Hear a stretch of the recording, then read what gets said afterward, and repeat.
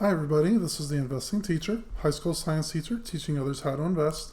This video I'm going to go over the trades I made last week and first week of June 2021. Going to go over what IV, implied volatility, means and the probabilities of the option being at a certain price. Also going over AMC, what happens to the implied volatility with the option premiums.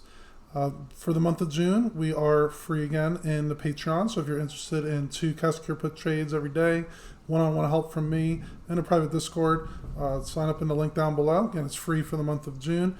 Got a good growing community there of option sellers. Like, subscribe, smash all that good stuff, and let's get right to it.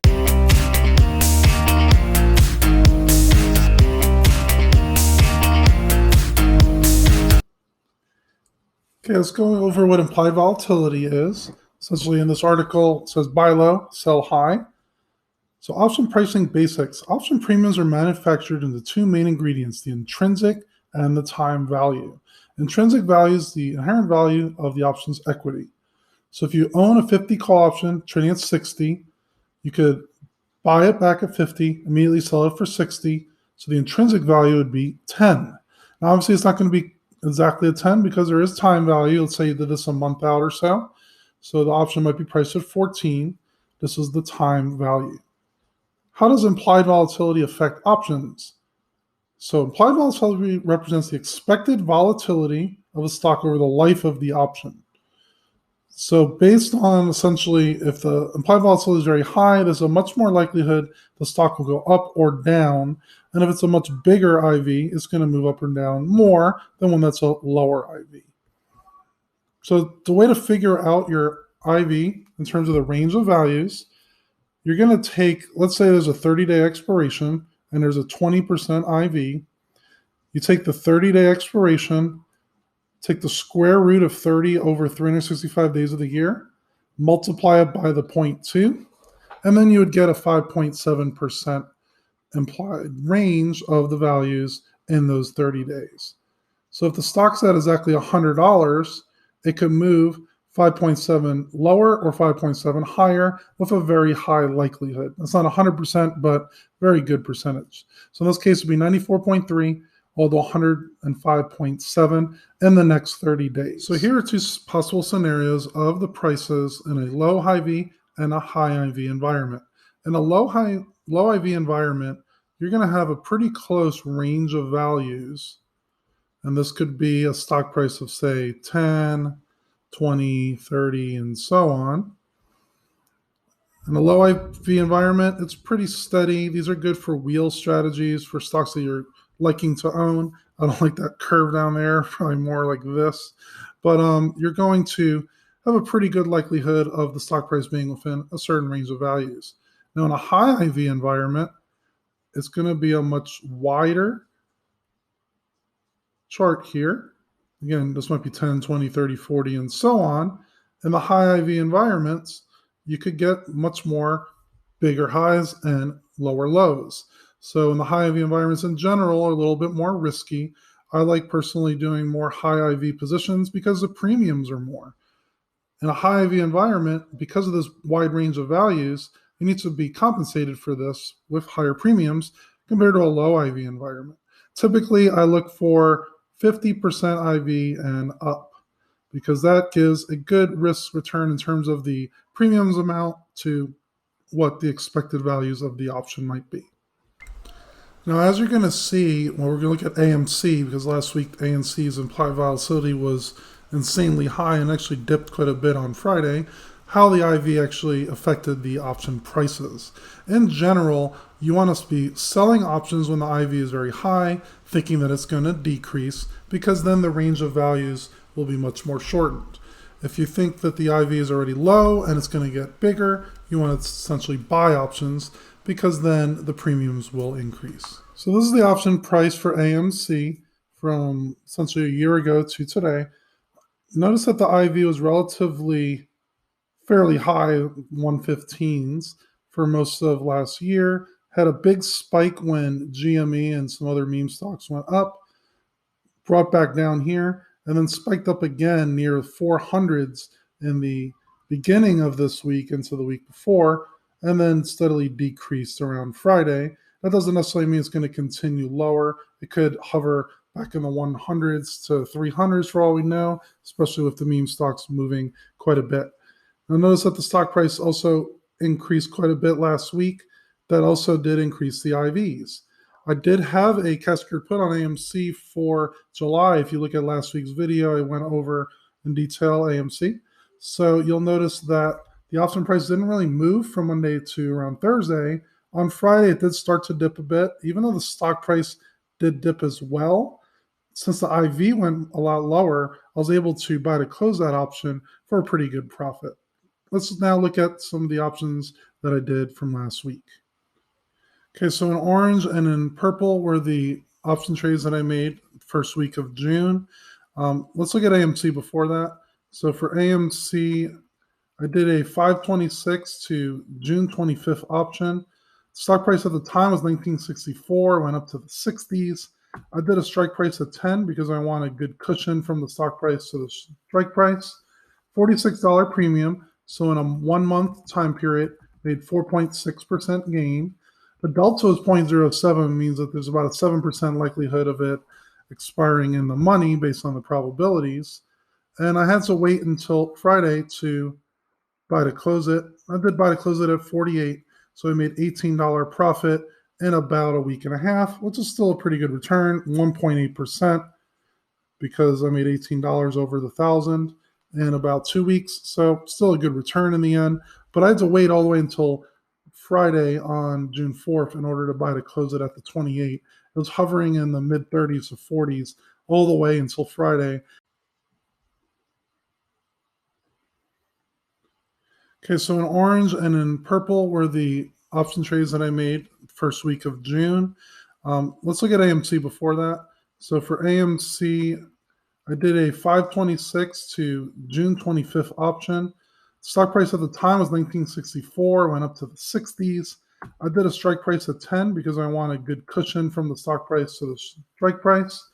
$46 premium. So in a 1 month time period, made 4.6% gain. The delta is 0.07, means that there's about a 7% likelihood of it expiring in the money based on the probabilities. And I had to wait until Friday to buy to close it. I did buy to close it at 48, so I made $18 profit in about a week and a half, which is still a pretty good return, 1.8%, because I made $18 over the 1,000 in about 2 weeks. So still a good return in the end. But I had to wait all the way until Friday on June 4th in order to buy to close it at the 28. It was hovering in the mid 30s to 40s all the way until Friday, even though the stock price shot right up super big.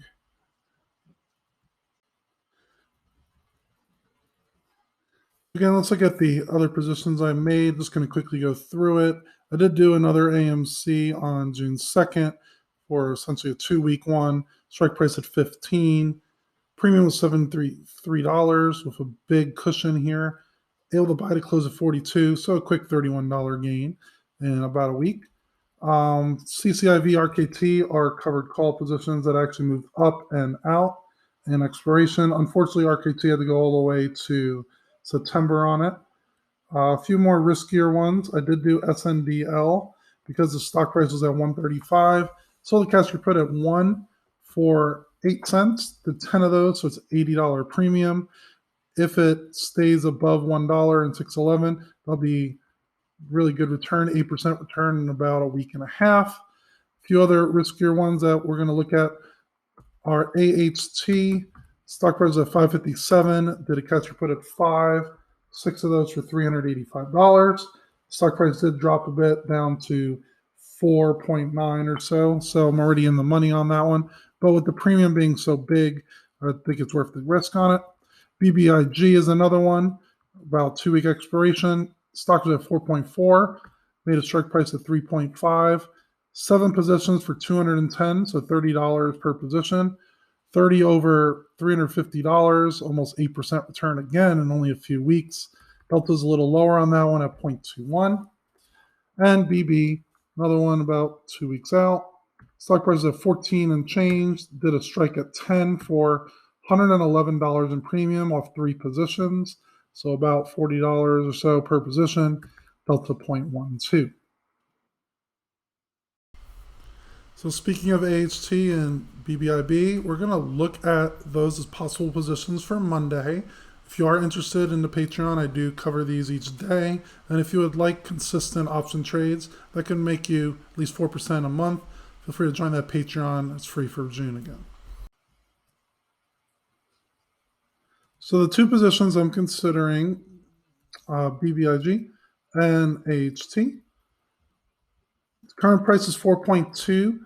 IV is 190%. If you're looking at 41 BTE on it for the 2.5 strike, we're looking at range of values. You do the square root of 41 over 365, times it by the IV of 1.9. You get 0.627.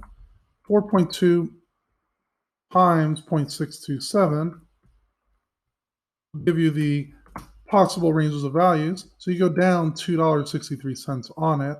4.2 minus 2.63. Lowest price you could possibly get to is 1.57. I think the catcher put at 2.5 for July would be a good trade to make. The odds of it going down to 157 is relatively low. I'm not saying it can't happen, but you could easily buy to close this option at 50% profit, which is what I recommend. AHT, same thing. It's at 4.98. IV is 180%. To figure out the range of values, you do square root of 441 days over 365, times that by 1.8, and then you get a value of 0.594. 4.98 times 0.594, you get 2.95 drop. 4.98 minus the 2.5, we get about 2.48. Catcher put at 2.5 for July. Again, looks like a good possibility. So that one we're going to be looking at the actual option premiums of.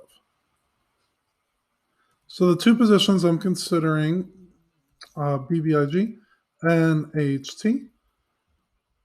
Current price is 4.2. IV is 190%. If you're looking at 41 BTE on it for the 2.5 strike, we're looking at range of values. You do the square root of 41 over 365, times it by the IV of 1.9. You get 0.627. 4.2 times 0.627 will give you the possible ranges of values. So you go down $2.63 on it. 4.2 minus 2.63. Lowest price you could possibly get to is 1.57. I think the catcher put at 2.5 for July would be a good trade to make. The odds of it going down to 157 is relatively low. I'm not saying it can't happen, but you could easily buy to close this option at 50% profit, which is what I recommend. AHT, same thing. It's at 4.98. IV is 180%. To figure out the range of values, you do square root of 441 days over 365, times that by 1.8, and then you get a value of 0.594. 4.98 times 0.594, you get 2.95 drop. 4.98 minus the 2.5, we get about 2.48. Catcher put at 2.5 for July. Again, looks like a good possibility. So that one we're going to be looking at the actual option premiums of. So again, looking at AHT for the July strike at 2.5, the bid is 0.1, the ask is 0.15. You might be able to get in the middle of that, say 12 or so. And there's a very good chance that it's not going to get under that price. Delta is about 0.09, which is a very low percent chance that it'll expire worthless. And you can make 10 over 250, 10 over 2.5, looking at a 4% return in a month. This is the options trades that I like to do over and over again, at least 10 different positions at any one time. So then if one blows up and goes to say $1 here, I still have many other opportunities. Okay, so those are the possible trades for next week. If you're interested in doing them, feel free to do so. And let me know in the comments down below if you do any of these trades or any other trades that you're considering for the next month. There is a lot of options right now with very high implied volatilities, and that's what I like to see because it gives more opportunities to make very good returns on your money. Smash that like button, click the thumbs up. If you want to click that bell notification that shows you when a new video comes up, Definitely appreciate all the support here, and have a good one.